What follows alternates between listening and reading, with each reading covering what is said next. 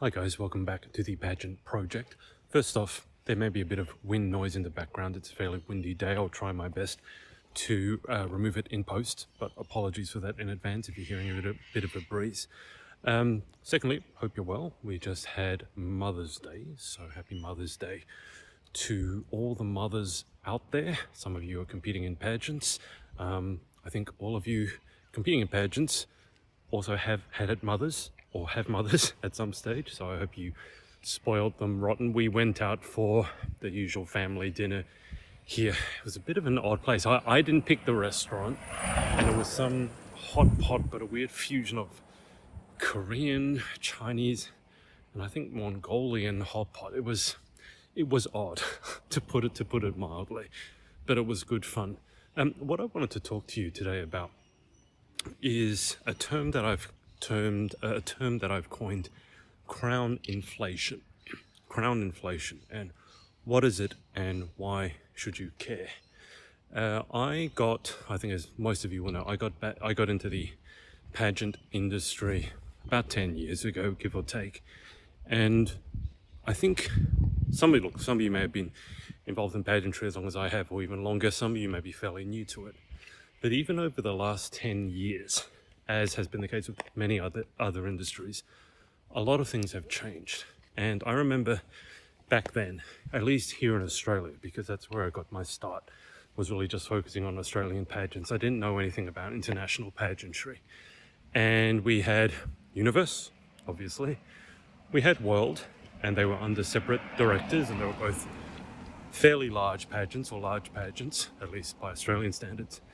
Then we had Grand, we had Galaxy, we may have had Supranational back then, and then maybe some other Earth at some point. And the point was that pretty much all of these pageants, I mean, given that they are major international pageants, they were all run at separate events, more or less by separate people. I think the one exception to that back then would have been Grand, which I think may have been run in tandem with Supranational, but that was the exception rather than the rule. So when you went to compete for Universe, you competed for Universe, for World, for Earth, etc. You weren't competing for multiple crowns at the same time. Now, fast forward to today, 2026. At least here in Australia, there is the Miss Australia pageants. Now, I don't know the people who run it. To be fair, I will say I've only heard good things about it, but my point is, I think now they crown 3 separate titles under the same roof. My understanding, I could be wrong, I haven't really looked this up recently, but I think it's Supranational, Intercontinental, and now Grand. I think they've added to their stable. Now, Grand may be running separately at a separate event, but my point is, these titles, these formerly major titles that were being run separately, are now sort of being consolidated under one roof. I know that one of the Miss USA state pageants coming up, there's going to be no fewer than 5 states, 5 crowned all at the same pageant. And that would have been unthinkable probably even 5-10 years ago. Every state would have its own pageant, which makes a lot of sense. But now things are changing. And when you think about it, the reason I wanted to bring this up is because it's not a sign of a growing industry. It is a sign of an industry that's shrinking. And I have said to people in the past, if you ever really want a crown, that's all you want, I can probably get you one within 24 hours. I mean, if that's all you care about. And it's not really an exaggeration. One of my friends, she had gone to maybe 5 or 6 different international pageants, and she didn't compete for any of them. She hadn't had to compete for the right to go overseas for any of them. She'd actually just been appointed. And what happens sometimes with these international pageants is so desperate to be able to call themselves international that they will pay, for example, for an Australian representative to go overseas just so that they can say they're an international pageant. And she competed at 5 or 6 of these pageants. I don't think you would have heard of any of them.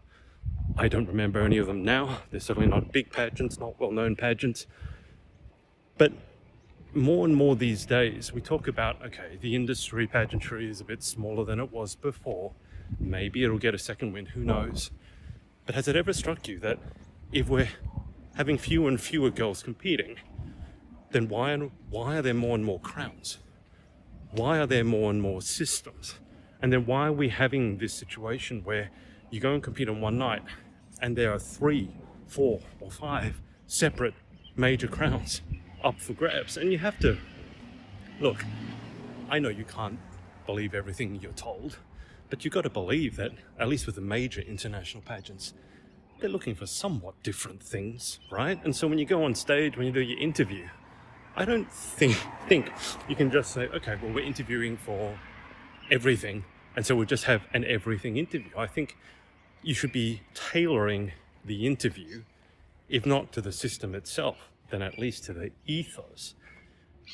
But if you're entering pageantry now in 2026, or you've entered it in the last couple of years, you might find it absolutely bewildering the number of different systems there are out there and how similar names a lot of them are. I found this back in 2016, 2017, so I can only imagine what it's like for you now.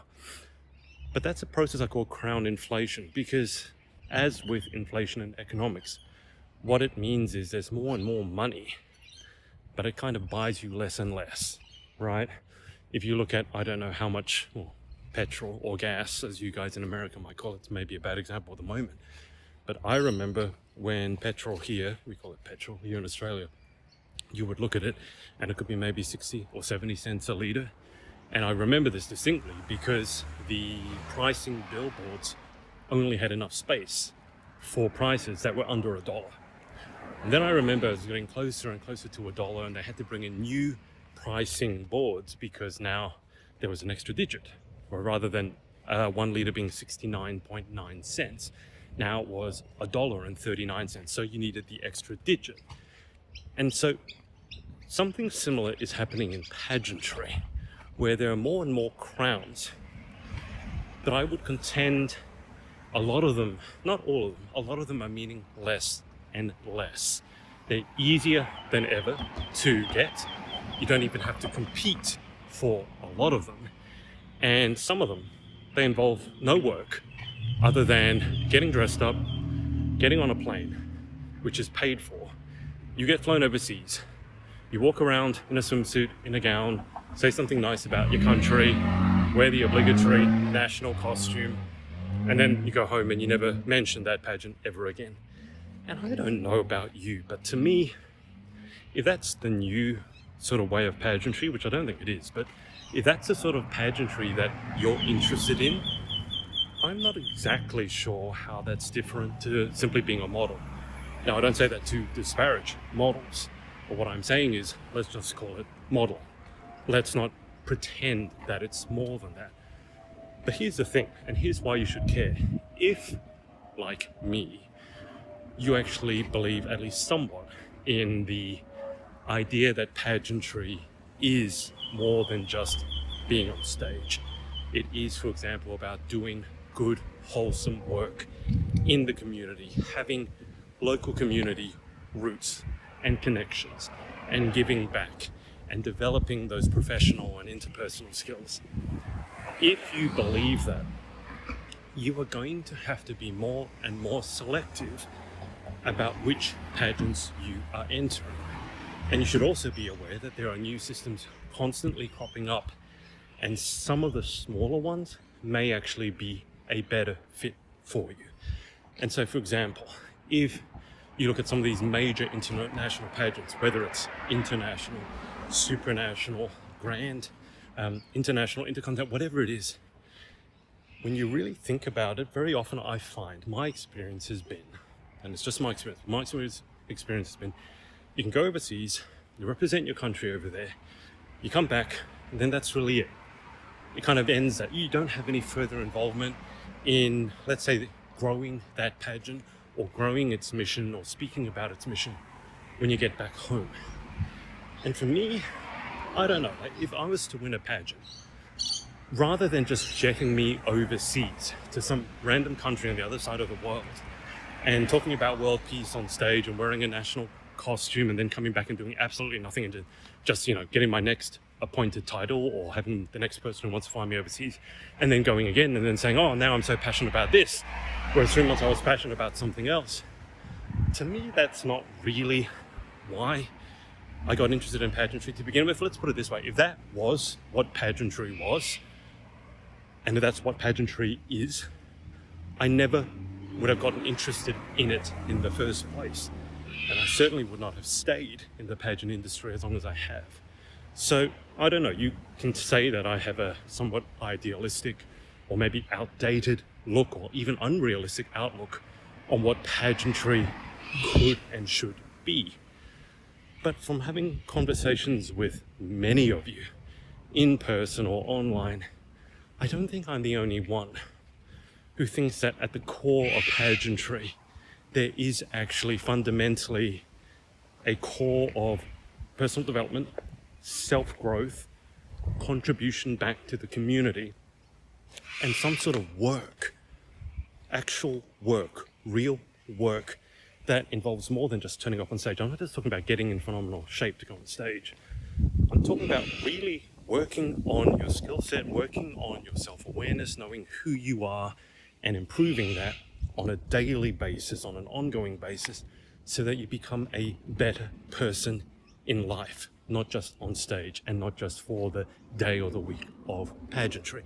Now, if you believe that, like I do, this process of crown inflation is going to cloud the waters for you. And that's really why I wanted to talk about it, and why I think you should be concerned about it, is because some systems are not what they used to be. There are some new systems that you might dismiss because, oh, they're not the known quantity and so they're beneath me, that sort of thing. And I'll give you an example. So Miss World is one of the oldest, I don't think it's the oldest, but one of the oldest, most well-known sort of legacy international pageants in existence. Probably second only to Miss Universe on an international scale. I think in America it's a bit of a lesser-known quantity. But during COVID, I think Miss World had the record for how long it went without having a pageant.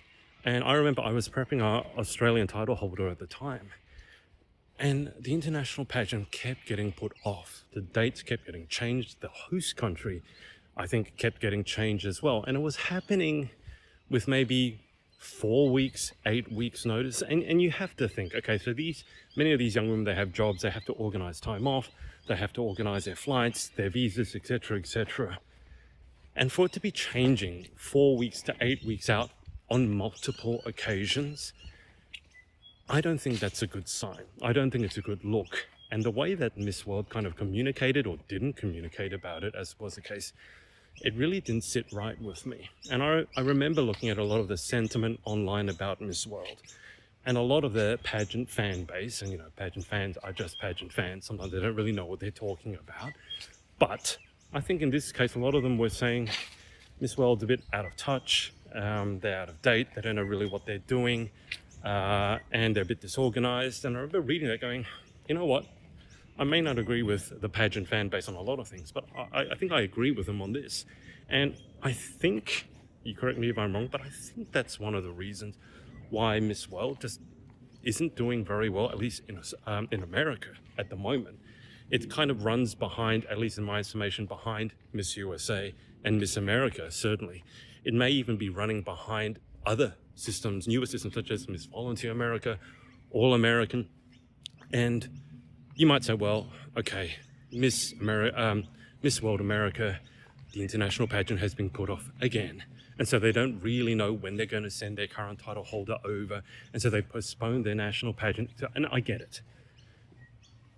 But my point about crown inflation, you have to know what it is you're wanting to get out of your pageant journey. Because there's no longer any sort of guarantee that, okay, if you win a pageant, that you're going to get a decent prize package, you're going to get a chance to, be on the news, whatever that sort of given or that stereotype package was. In this day and age, you can really win a pageant. You go home, no one knows, no one cares, and I think that's a bit of a shame. If you've really poured your heart and soul into it, I think you want it to mean a bit more than, hey, I had my crowning moment on stage and that's it. Maybe I go to an international country, then I come back, no one's going to know what I've done. No one knows, no one cares, and I'm going to feel a bit left on a limb here because I worked for this dream for many years and it seems like no one really cared. And I think that's sad, but I think that's a reflection of there are more and more of these systems cropping up where they offer you, oh, look at this hotel, and you get to fly to this amazing country and you get to explore the local cuisine and the local culture.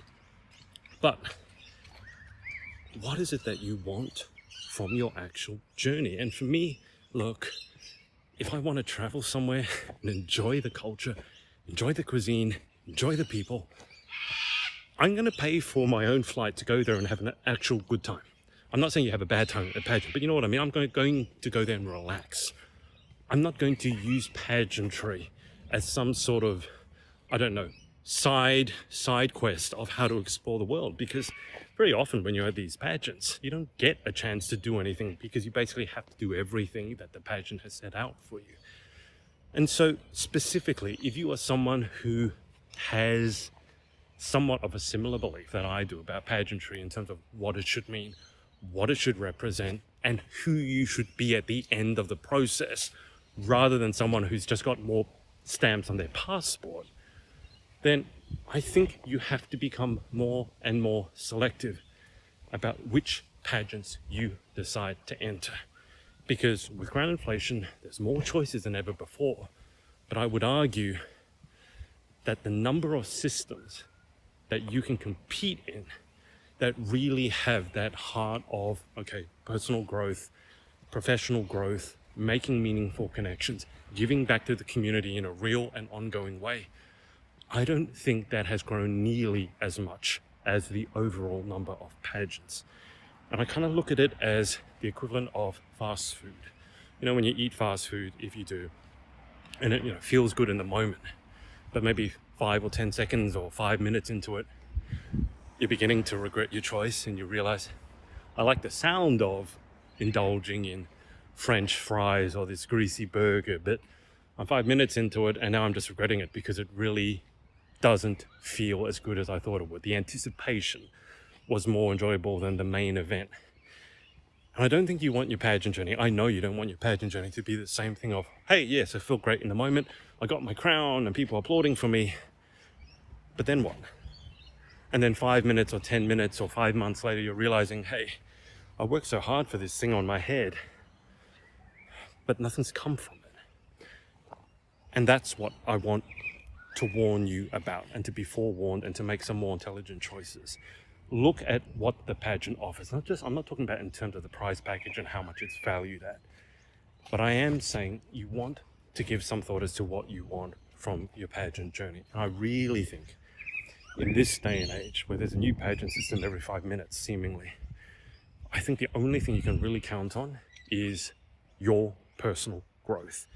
And so you want to join a system that really encourages that. I would say that's maybe just ahead of the people you meet, or maybe it's just behind the people you meet. But if you can make meaningful connections and networking, I think that's incredibly valuable as well, especially in this day and age where it's not really what you know, it's who you know more so than ever before, because information is at our fingertips in a way that AI has just absolutely, put it through the roof. I think those are the two things, my personal growth, my personal self-development, and the people I meet. Those are the two remaining big things in pageantry that I think you should be looking for. Sure, if you are looking to become a model or an actress, and for example, with Miss USA and they're bringing the red carpet glam back, that's great, okay?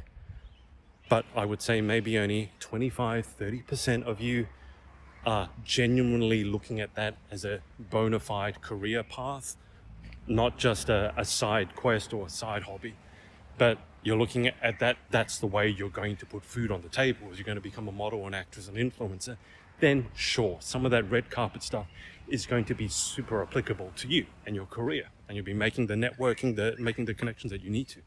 But if you have a day job as a lawyer, a dentist, or a doctor, whatever it is, a veterinarian, getting on the red carpet, getting on this swimsuit runway at a modeling event, sure, it can feel cool, it can feel like an exciting adventure, and I'm not saying you shouldn't do that, but it's fun.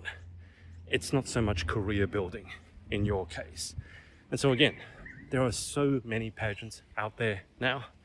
As I said, I'm calling it crown inflation, and I've been calling it that probably for the last 4 or 5 years. And why you should care about it? Well, again, I bring it back down to the fast food analogy. You really want to make sure that it doesn't just feel good in the present, but that it actually is good for you on an ongoing basis. And that takes a little bit of research, but it is super, super important. So let me know your thoughts on this. Maybe let me know if you know of smaller niche systems that you've really had a good time at. Let me know those too. Put them in the comments below, because I'd love to help spread the words about some of those up and coming systems. One that I'm more interested in building genuine grassroots community and connection, rather than just sending you on a glitzy poolside swimwear shoot. Let me know, and I'll speak to you next time.